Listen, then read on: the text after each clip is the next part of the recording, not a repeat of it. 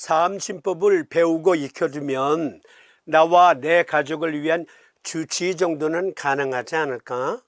그래서 사암침을 공부하시는 분들도 계시고, 또 사암침법을 통해서 환자들에게 양질의 의료 서비스를 제공하기 위해서 사암침법을 공부하시는 스페셜리스트들도 계십니다. 그래서 마련한 시간, 사암침법 티칭 매뉴얼을 함께 공유하는 시간입니다. 사암침 아카데미. 그런데 사암도인 침구 요결, 이 책이 유일한 사암도인의 저서예요. 사암침법은 이 요결에서 비롯됐습니다. 이 요결에 나와 있는 내용 어렵죠. 왜 어렵지 않겠습니까? 그런데 이 요결에 나와 있는 내용을 의과학적으로 증거해서 요결을 교과서 삼아서 사암침법을 가르쳐 준다면 그는 그야말로 스페셜리스트들이 될 수 있습니다.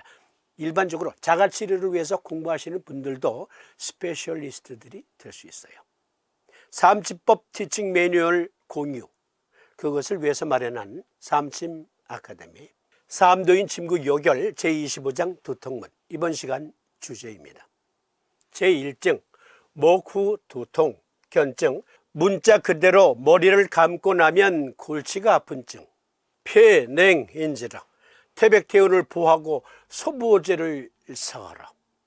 그러면 머리를 감고 나서 또는 샤워 후에 머리가 아플 수 있을까요? 만약에 영국에 계신 우리 사암침쟁이님께서 사암침법을 배우고 싶어서 찾아온 서의사에게 영어로 이 내용을 읽어줍니다. 그런데요, 서의사들은 여기 목 후 두통, 문자 그대로 머리를 감고 나면 골치가 아픈 증에서 요법, 폐냉인지라 태백태운 보하고 소부호제 사한다, 폐정격을 왜 썼는가까지는 이해를 못해도 머리를 감고 나면 머리가 아프다라는 것은 무릎을 탁 치면서, 아니 사암도인 침구 요결에 이런 것까지 기록되어 있어? 하고 놀랄 겁니다. 오히려 이 내용은 서의사들이 더 잘 알아요. 문자 그대로 머리를 감고 나면 골치가 아픈 증, 과연 실제합니까? 서의사들은 머리를 감고 나면 두통이 생길 수도 있단다 라고 말하면, 그건 내가 잘 알지. 네, 실제합니다. 보실까요? 미국 국립보건원 논문 데이터베이스에서 빌려온 글, 지주막하 및 뇌내출혈과 관련된 목욕 관련 벼락 두통, 벼락과 같이 갑자기 두통이 밀려온다. 이 논문의 사례 보고 만성질환이나 두통 병력이 없는 56세 배경 전 여성이 11일 이내에 심각한 폭발성 벼락 두통의 에피소드를 4번 겪었습니다. 이러한 공격 중 2건은 뜨거운 물에, 1건은 냉수에 의해 유발되었습니다. 뜨거운 물로 샤워 후, 뜨거운 물로 머리 감고 나서, 또는 찬물로 샤워 후, 또는 찬물로 머리 감고 나서 두통이 발생할 수 있다. 경고! 머리에 찬물로 샤워를 하지 마십시오. 심각한 뇌 손상을 일으킬 수 있습니다.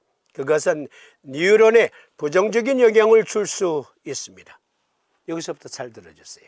뇌는 강력하지만 부드러운 신체 부위이기 때문입니다. 물론 모든 사람이 찬물로 머리 감는다고, 뜨거운 물로 머리 감는다고, 따뜻한 물로 머리를 감는다고 두통이 오진 않아요. 그러나 사암도인 시절을 생각해 보세요. 여기 제가 살고 있는 곳 강원도 고성군, 이곳에서 멀지 않은 곳에 사암도인께서 공부하신 사암골이 있고, 또 그분의 본향이 가까이에 있어요. 또 그분이 사명당을 모시고 수도에 전념했던 건봉사도 근처에 있습니다. 여러분, 여기는 겨울에는 서울보다 한 2, 3도 따뜻해요. 그리고 여름에는 서울보다 2, 3도 오히려 낮아요. 그런데 그것은 지금 상황이고, 지구온난화 이런 것 생기기 전에는 여기가 무지무지 추운 곳입니다. 무지무지 추운 곳이었어요. 일반 사람들이 한겨울에 머리 감을 때 물을 따뜻하게 데워서 머리를 감는 사람들이 몇이나 됐겠어요. 저와 연식이 비슷하신 분들이 경험이 있어요. 한겨울에 찬물로 머리 감으면 머리가 얼어붙어요. 아린 듯한 느낌의 통증이 엄습해 왔었어요. 어떤 사람의 경우는 그렇게 찬물이 아닌데도 또 여름에 찬물, 그렇게 심각한 것 아니지 않겠어요? 겨울의 찬물보다는. 그런데 대뇌신경교란으로 인해서 찬물에 반응하는 두통이 있을 수 있고 따뜻한 물에 반응하는 두통도 있다. 사례 보고가 이렇게 있어요. 뇌는 강력한 부위이지만 부드러운 부위이기 때문에 어떤 사람의 경우는 찬물에, 또 어떤 사람은 따뜻한 물에 오히려 두통이 생긴다. 서퍼들은 왜 뇌가 얼어붙을까? 서퍼들 중에 한냉성 두통을 경험하는 분들이 많대요. 이 현상은 한냉 자극성 두통으로 알려져 있지만 일반적으로 뇌동결이라고도 합니다. 브레인 프리즈 때문에 두통이 생길 수 있다. 이 병의 원인과 증상을 살펴보겠습니다. 원인 및 증상. 인간의 피부에는 고밀도의 냉수용기가 있습니다. 차가운 물이 두개골 꼭대기에 닿으면 표재성 혈관이 수축하고 부풀어 오릅니다. 트리거 반응은 뇌의 가장 중요한 혈액 공급 라인 중 두 곳이 만나는 곳에서 발생합니다. 뇌 전체에 혈액을 공급하는 뇌경동맥과 뇌의 앞부분을 따라 올라가 뇌 조직 바로 위에 위치하는 전대뇌동맥, 그 동맥, 두 가지 동맥이 만나는 꼭지점에서 브레인 프리즈 반응이 나타난다. 이 그림 잘 봐주세요. 여기에서 노란 선 표시할 거거든요. 잘 봐주세요. 노란 선, 네, 여기서부터. 이것이 뇌경동맥, 경동맥 중에 안쪽에 있는 경동맥, 이름하여 internal carotid arteries. 그리고 또 노란 선이 나올 거예요. 잘 봐주세요. 여기서부터. 네. 쭉 따라오세요. 이것은 anterior cerebral artery, 전 대뇌 동맥. 그 두 동맥이 만나는 이 지점, 여기 원지점, 이 안에서 브레인 프리즈 반응이 나타나기도 한다. 어떤 경우에 찬물로 샤워를 하거나, 특히 서퍼들이 찬물에 오래 노출되어 있으면, 찬 바다에 오래 노출되어 있으면 이곳에 자극이 주어질 수 있다.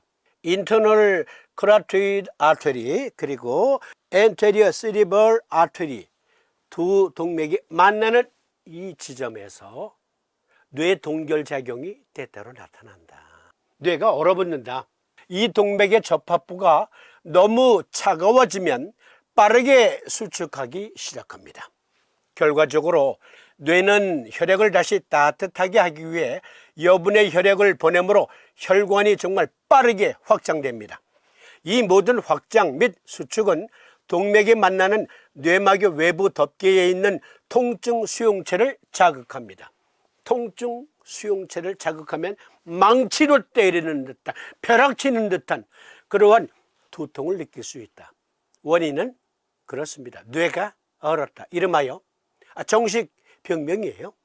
브레인 프리즈 반응이 나타나기 때문이다. 그러나 통증이 뇌의 기저부 주변에서 유발되더라도 신호는 얼굴의 모든 감각을 담당하는 3차 신경을 통해 이동해야 합니다.